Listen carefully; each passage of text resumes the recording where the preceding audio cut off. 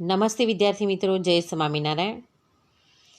આજે આપણે ધોરણ 4 વિષય છે મારી આસપાસ એટલે કે પર્યાવરણ, એમાં પ્રકરણ નંબર 14 જોઈ રહ્યા હતા, રાજુનું ખેતર. બરાબર. તો એની અંદર વિદ્યાર્થી મિત્રો આપણે પ્રસ્થાનમાં થોડું જોઈ લઈએ આગળ, પછી ભાગ નંબર 2ની આપણે સવિસ્તાર સમજીએ. એની અંદર જોયું કે રાજુ પોતાના પિતાને ખેતરની અંદર કેવી રીતે મદદ કરે છે, ખેડૂત ખેતીની અંદર કેટલું બધું કયા કયા પાક લઈ શકે છે એના વિશે સમજ્યા. ત્યારબાદ આપણે બીજની વાવણી કેવી રીતે કરવી પડે, અંકુર કેવી રીતે દેખાય, આવું આપણે વગેરે ઘણું બધું સમજ્યા. હવે આપણે જોઈએ ઉગેલા છોડ. ત્યારબાદ જોયું કે નીંદણ વિશે થોડું સમજ્યા. હવે આપણે જોઈએ ઉગેલા છોડ. તો ડુંગળીના પાકને જોઈને મને શું થાય છે? હવે જોઈએ ભાગ નંબર 2, ઉગેલા છોડ. હવે ડુંગળીના પાકને જોઈને મને આનંદ થાય છે. તે મારા ઘૂંટણ જેટલા ઊંચા થઈ ગયા છે. કેટલા થઈ ગયા? એના ઘૂંટણ સુધી, રાજુના ઘૂંટણ સુધી પાક હવે ઊંચો થઈ ગયો છે. પાંદડા પીળા થઈ ગયા છે અને સૂકા પણ થઈ ગયા છે. એનો મતલબ ડુંગળીનો પાક તૈયાર થઈ ગયો છે. એનો મતલબ શું થાય છે વિદ્યાર્થી મિત્રો? કે ડુંગળીનો જે પાક છે એ હવે ખૂબ જ સરસ રીતે તૈયાર થઈ ગયો છે અને તેને લણવો પડશે. શું કરવું પડશે? લણવો પડશે. જ્યારે ડુંગળીનો પૂરો પાક ક્યારે તૈયાર થઈ ગયો હોય વિદ્યાર્થી મિત્રો? ત્યાં ક્યારે કહેવાય કે જ્યારે તેના પાંદડા પીળા થઈ જાય અને સૂકા થઈ જાય ત્યારે સમજવાનું કે ડુંગળીનો પાક તૈયાર થઈ ગયો છે અને હવે એને લણવાની તૈયારી કરવી પડશે. લણવું એટલે લણણી કરવી, પાકની લણણી કરવી. લણણી કોને કહેવાય? જુઓ વિદ્યાર્થી મિત્રો, ખેતરમાં તૈયાર થઈ ગયેલા જે પાકને કાપવાની ક્રિયાને શું કહેવામાં આવે છે? લણણી કહેવામાં આવે છે. તો ખેતરમાં તૈયાર થઈ ગયેલા પાકને શું કાપવાની જે ક્રિયા છે એને શું કહેવામાં આવે છે? લણણી કહેવામાં આવે છે. ત્યારબાદ જોઈએ, તમને ખબર છે કેમ? તો ઘરમાં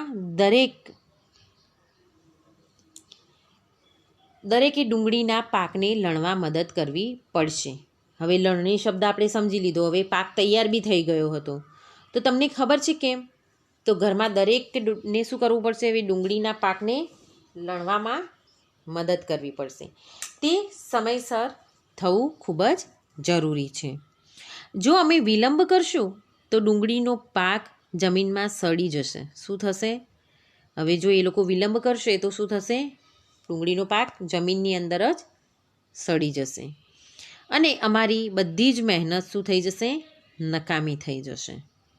શું થઈ જશે? જે આટલી એના પિતાજી અને ઘરના બધા લોકોએ જે આટલી મહેનત કરી છે એનું શું થઈ જશે? બધી મહેનત નકામી થઈ જશે. રાજુના પિતાને ખેતરમાં મદદ કરે છે. શું તમે ઘરના, હવે જોઈએ 2 પ્રશ્નો જોઈએ અહીંયા. રાજુની તેના પિતાને ખેતરમાં તો મદદ કરે જ છે, તો શું તમે ઘરના વડીલોને તેમના કામમાં મદદ કરો છો?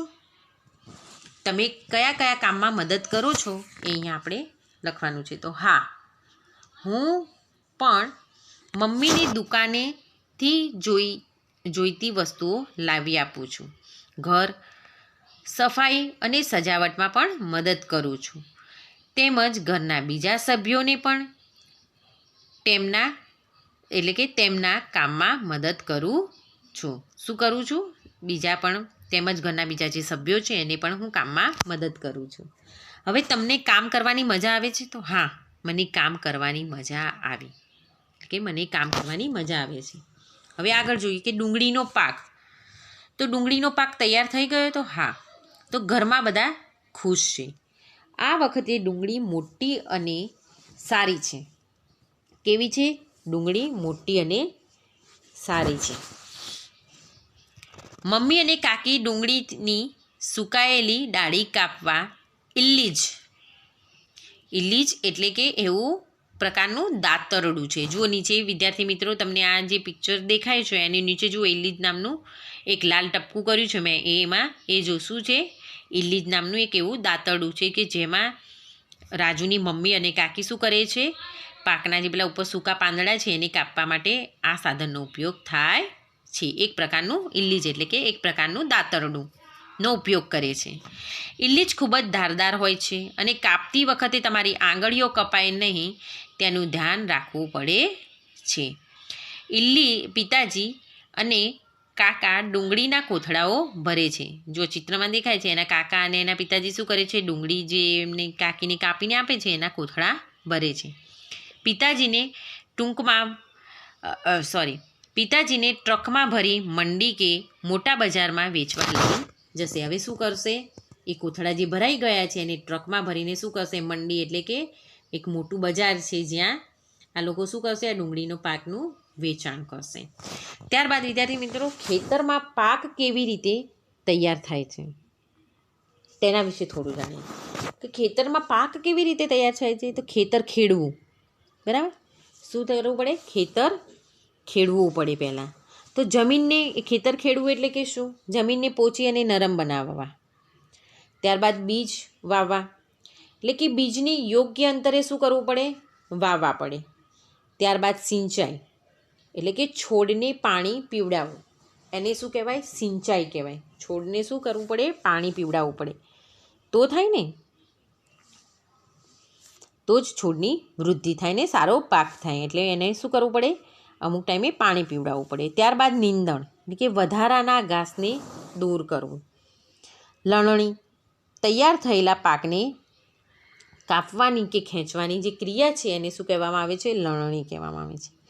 ત્યારબાદ વેચાણ, એટલે કે પાક જે તૈયાર થઈ જાય છે એને કોથળામાં પેક કરીને શું કરે છે, વેચવા માટે બજારમાં લઈ જવું. આ છે ખેતરમાં જે પાક તૈયાર થાય છે એ કેવી રીતે તૈયાર થાય અને પછી ત્યાંથી તે વેચાણ સુધીની ક્રિયા છે. ત્યારબાદ આગળ જોઈએ કે તમારી નોટબુકમાં ઉત્તર આપણે શું કરવાના છે, લખવાના છે. વિદ્યાર્થી મિત્રો, રાજુએ તેના પિતાને કયા કયા કામમાં મદદ કરી. હવે આપણે આટલે સુધી પાઠ જોયો, તો આ થોડા પ્રશ્નો જોઈ લઈએ અને એ તમારી નોટબુકમાં પણ લખવાના છે. તો ખેતરમાં જમીન પોચી બનાવવામાં, ખેતરમાં નીંદણને દૂર કરવામાં, ડુંગળીના પાકને લણવામાં અને ડુંગળીના કોથળા ભરવામાં. રાજુએ આ 4 કામની અંદર તેના પિતાને મદદ કરી છે. જમીનને પોચી કરવા, નીંદણ દૂર કરવા, પાકને લણવા અને કોથળા ભરવામાં. બીજો પ્રશ્ન છે, તમારા ઘરની નજીક કોઈ ખેતર છે, તેમાં શું ઉગાડવામાં આવ્યું છે? તો જવાબમાં લખવાનું છે વિદ્યાર્થી, મારા ઘરની થોડેક દૂર ઘણા ખેતરો છે, તેમાં શેરડી, કેળા અને શાકભાજી જેવા પાકો ઉગાડવામાં આવે છે. ત્યારબાદ આગળ જોઈએ, રાજુના પિતા ડુંગળી ટ્રકમાં ભરી લઈ જાય છે. જો રસ્તા બરાબર ના હોય તો ફળો અને શાકભાજી એક જગ્યાએથી બીજી જગ્યાએ કેવી રીતે લઈ જવાય છે એ વિચારવાનું છે. અને એનો જવાબ છે, જો રસ્તા બરાબર ન હોય તો ટ્રક જેવા મોટા અને ભારે વાહનો ચાલી ન શકે. તેથી ફળો અને શાકભાજી શું કરવાનું છે, ટેમ્પામાં, લારી કે બળદગાડામાં એક જગ્યાએથી બીજી જગ્યાએ લઈ જવામાં આવે છે. આગળનો ચોથો પ્રશ્ન છે, ફળો અને શાકભાજી લઈ જવા માટે કેવા પ્રકારના વાહનોનો ઉપયોગ થાય છે? તમારી નોટબુકમાં તેમના એક વાહનનું ચિત્ર આપણે દોરવાનું છે.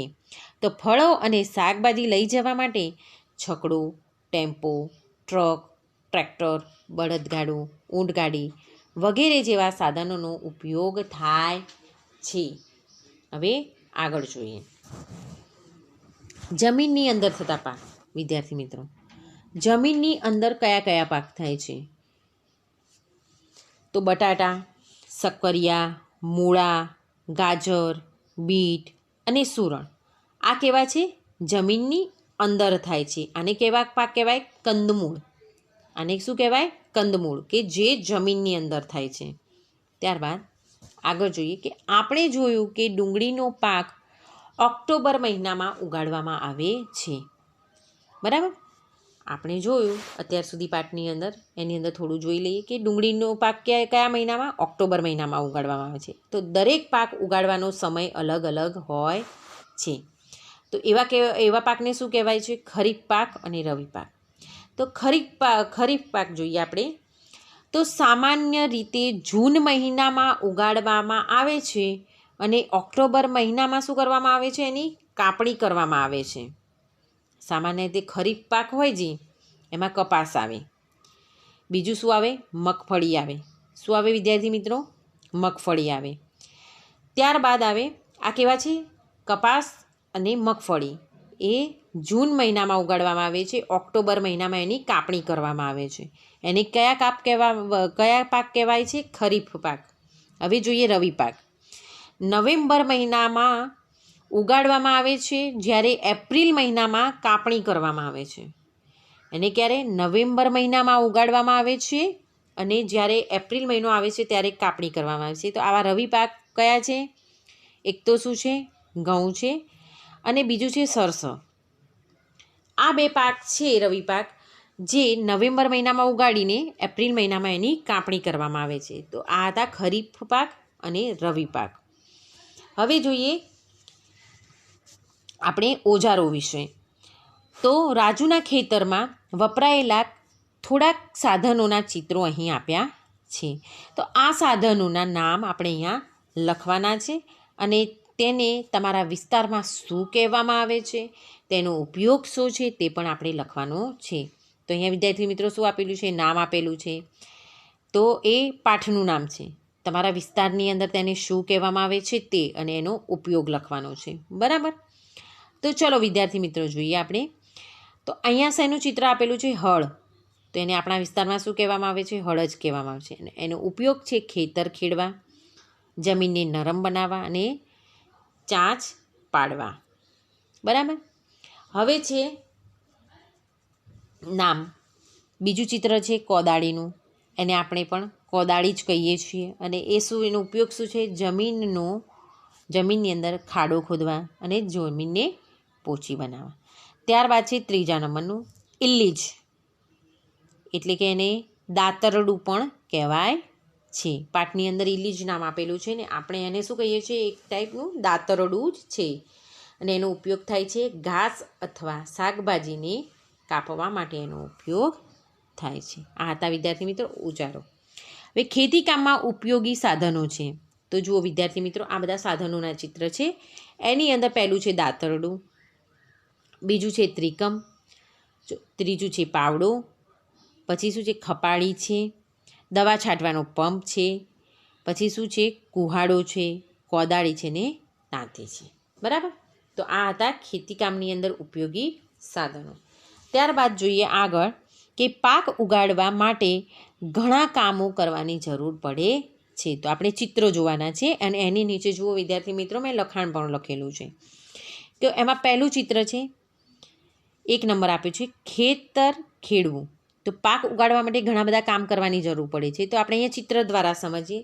તો પહેલું શું છે? એક જુઓ, 1 નંબરમાં શું છે? પહેલું આપણે ખેતર ખેડવું. નંબર 2, પછી શું કરવું પડે? બીજની વાવણી કરવી પડે, એટલે કે બીજ વાવવા. ત્રીજું છે બીજ વાવીને શું કરવું પડે? કે જે પાક ઉગ્યો છે એની સાથે શું ઉગે છે? નીંદણ. તો ત્રીજું શું છે? નીંદણને દૂર કરવું. નીંદણ પછી છે લણણી. બરાબર? લણણી ચોથા નંબરમાં. 5 નંબરમાં છે યોગ્ય સમયે ડુંગળીને જમીનમાંથી ખેંચી લેવી.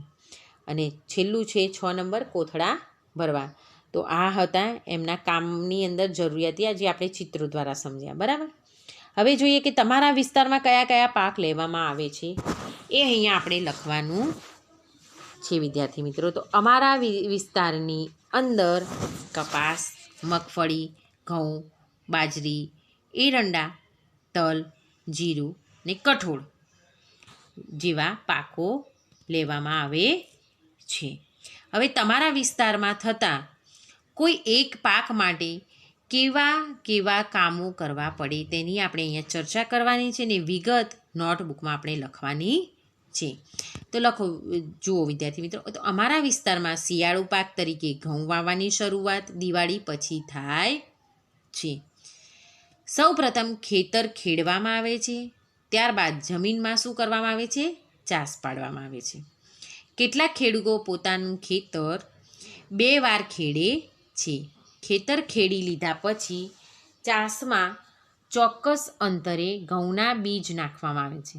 ત્યારબાદ શું કરવામાં આવે છે? તેના પર સમાર ફેરવવામાં આવે છે, જેથી બીજ ઉપર માટી પથરાઈ જાય છે અને બીજ શું કરે છે? પક્ષીઓ પણ ખાઈ ન જાય. તથા બીજને પૂરતા પ્રમાણમાં ગરમી મળી રહે. હવે થોડા દિવસમાં શું થયું? ઘઉંનો પાક શું થયો વિદ્યાર્થી મિત્રો? ઉગીને જમીનની બહાર આવે છે. ત્યારબાદ ખેડૂત શું કરે છે? આખા ખેતરમાં પાણી પાય છે.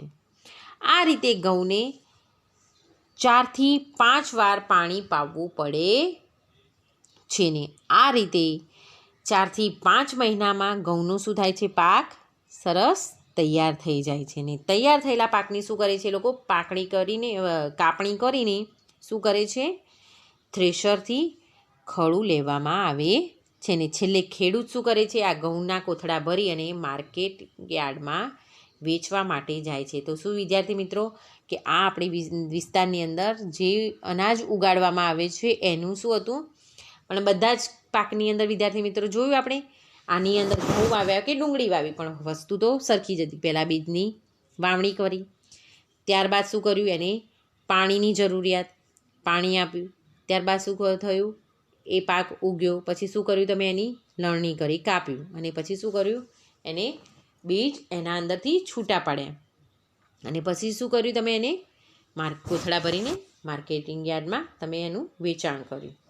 તો અહીંયા સુધી તમને પાઠની અંદર ખૂબ જ સરળતાથી ખબર પડી હશે. નમસ્તે, જય સ્વામિનારાયણ.